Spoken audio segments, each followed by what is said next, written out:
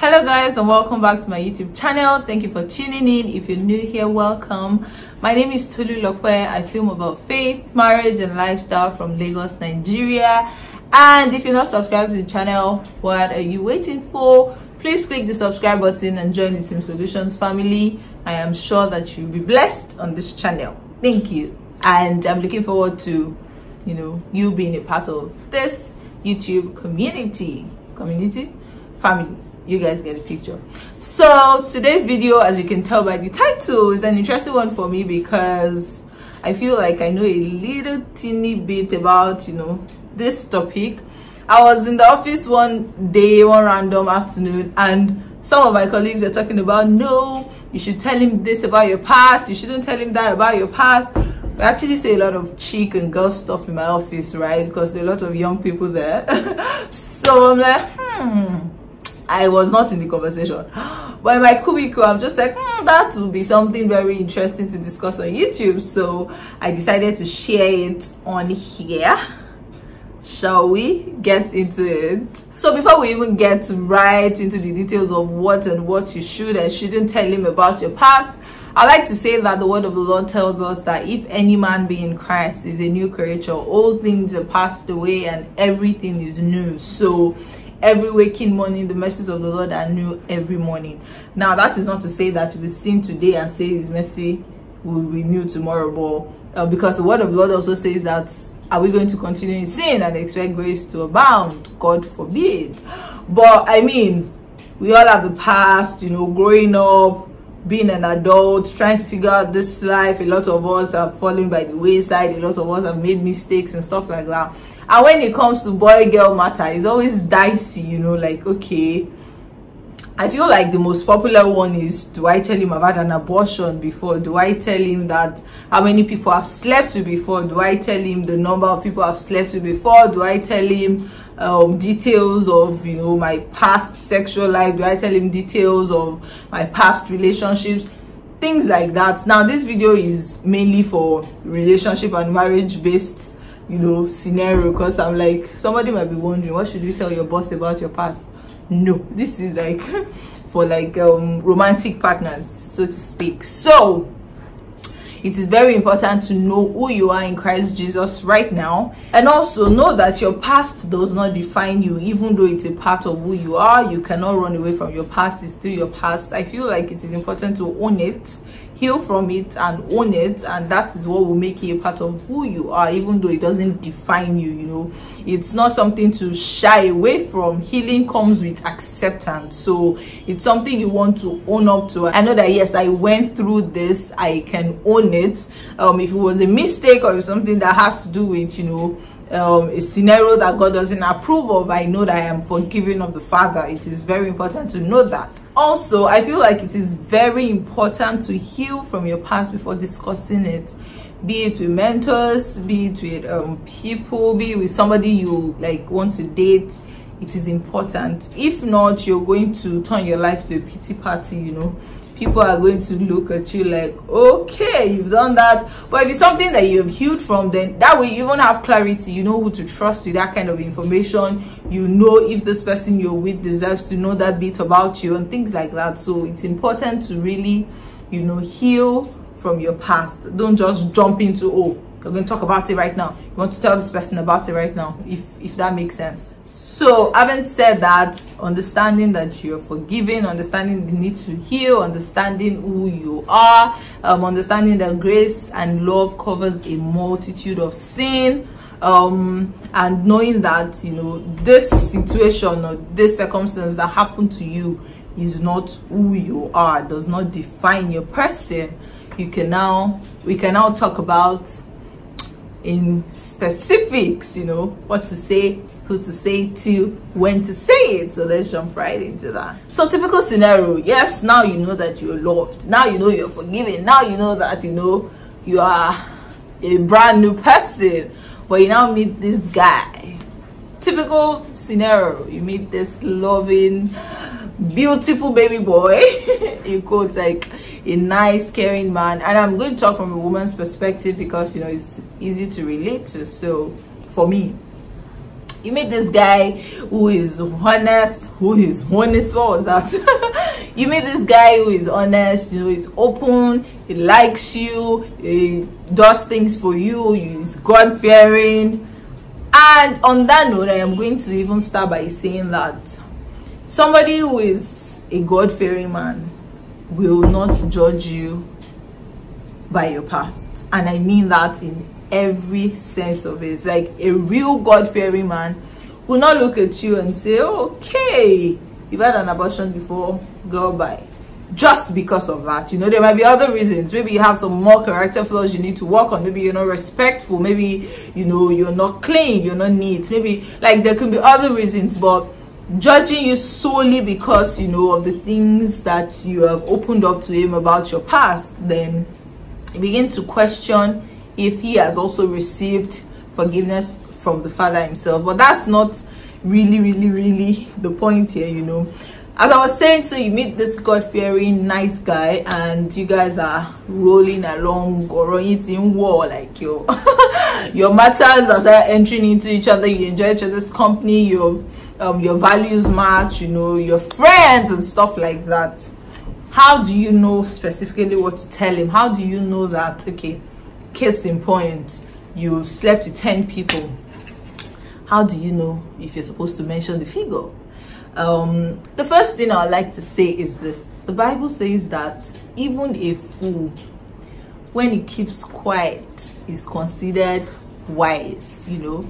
And for me, this is a case of understanding who this person is. The truth is, you don't want to meet everybody, and because you feel like, oh, this person is my friend now, so let me tell you, I slept with 10 people, I slept with 15 people, and these are the details. I had an abortion for this person, you know, one time I stole from my my boyfriend's mom and stuff like that. You don't want to go into those details yet. Yes, you have received salvation, you have received forgiveness and mercy from the Father, but flesh and blood is a whole it's a whole different ballgame entirely.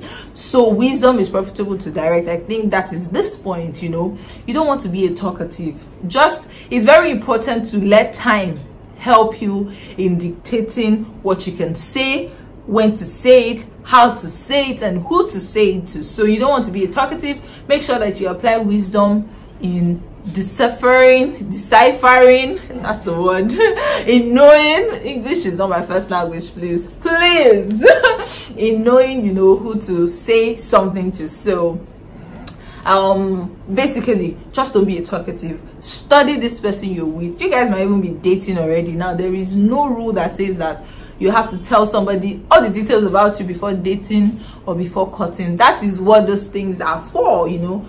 Getting to the point where you know that, okay, you're comfortable enough, you know. Before getting married is now another ball game, and I will leave it for the elders, but I'm just going to say my own bit. I feel like it's very important to be as open as possible before choosing to spend the rest of your life with somebody, because we know that not all dating or courtship or whatever, friendship leads to marriage, right? And the institution of marriage is a very powerful one. So that's why I'll say that you don't tell every boyfriend or every fiance that, oh, this and this and this. But when you guys get to that point that you know that, oh, now we're going to spend the rest of our lives together, I feel like it is important to be open. But before you get to that point, is what I'm saying, don't be a talkative. Wisdom is profitable to direct. The second point is, ladies, don't let love blindfold you and you just be to everybody you meet. Trust me, everybody is not your husband, everybody is not your potential partner. It is not every guy. Yes, I said that a God-fearing man would ordinarily, but is every guy that is God-fearing, you know. It is not every guy you meet that would accept that, okay, that detail is too much for me to handle. In fact, if he is even comfortable with it, maybe he will spill it to his sister who will say, lie, never, not in our household. Or he will speak it to his mother that will say, bia, oh yeah, what's Japa in Igbo? You know, we don't want that kind of thing. Even as little as cultural differences, you know, it's still causing some people not to end up together, not to talk of, you know, life-changing mistakes, or not even life-changing, just random mistakes that, you know, young people make these days, you know. So it's very important to be very sensitive. Don't be gullible. Don't say, oh, because I'm in love at this particular time, I have to, you know, just spill the tea. There are so many other factors that need to come into play. Use your head. That's another point. It is your head that will lead, not your emotions. Don't let your emotions lead you in saying that, so obviously, let me just talk about it now. It is very important to understand who you're with and where the relationship is going. The spirit of discernment is very important, guys. It is very important to be able to discern who is here just for a period of time, who is here for life, who is here for a season, who is here for a reason.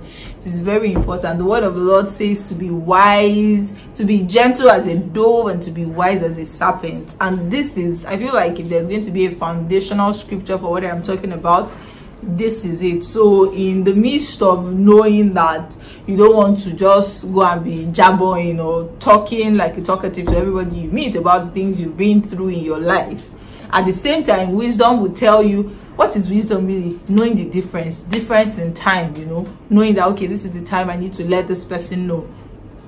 For me, I feel like when it was 100% clear to me that I could open up about things I had gone through to my now husband was the point where I had seen that, okay, yes, the emotions were there, don't get it twisted. I was really, the emotions were very, very there. But at the same time, when it came to that particular, you know, topic, when it came to maybe opening up, I would let my head do the work for me, not the emotions I was feeling. Because, you know, and for me, yeah, when I told my husband some things about my part, not necessarily bad things even, you know, but when I say some things about things I've been through, that was a very sensitive information I gave him one time, and he's like, okay, I hope you don't feel bad sharing that with me, let me give you collateral. And then he told me something very sensitive to about his past, and I knew, okay, somebody asked me to do a video about I knew my husband was the one. That was one of the defining moments for me. So let me know if you still want me to go into details about how I knew my husband was the one, or how to know the one and stuff like that. But for me, let me just put that out there. That was one of the defining moments for me, that I knew that this is the man I want to spend the rest of my life with. You know, he didn't have to be honest. He could have just taken that piece of information. Even if he was 100% fine with it, he could have just lived with it. He didn't have to also now say, let me give you collateral so that you know that I'm with you on this, so that you know that your secret is safe with me. Anyway, so yeah, so the spirit of discernment is very, very crucial. You need to ask the Holy Spirit for it. The ability to be very, very wise, know when to speak and know when to refrain from speaking.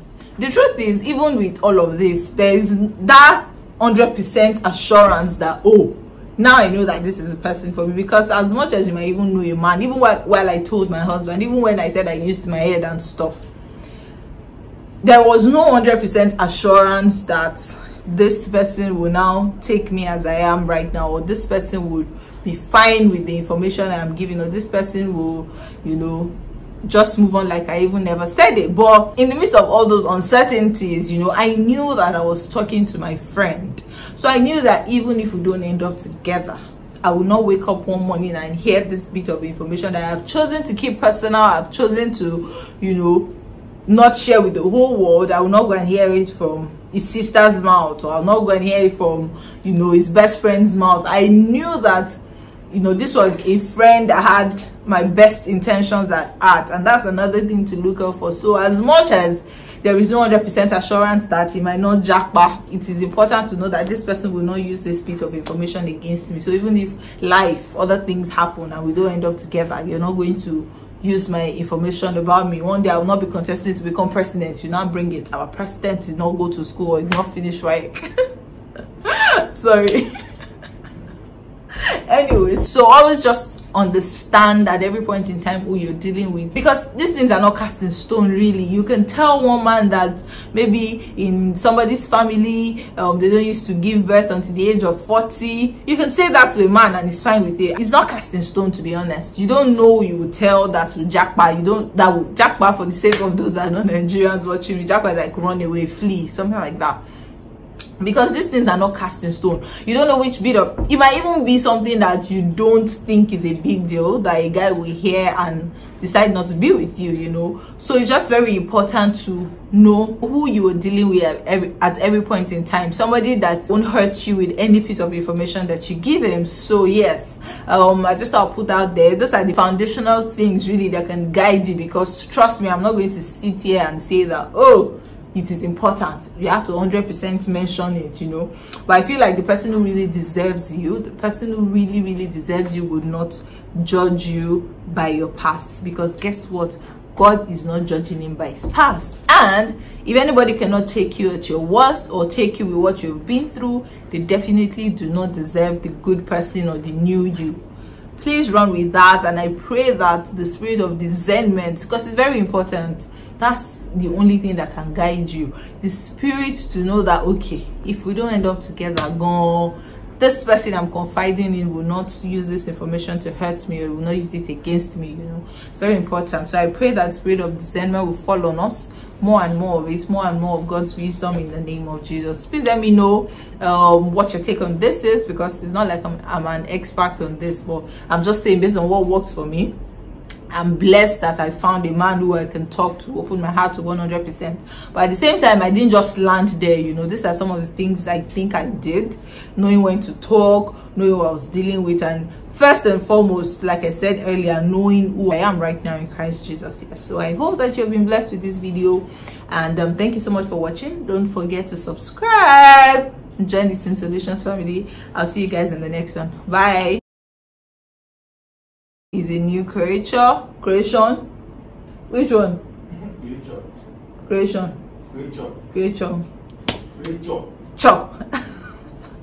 Again, the spirit of discernment is what? Discernment. Discern.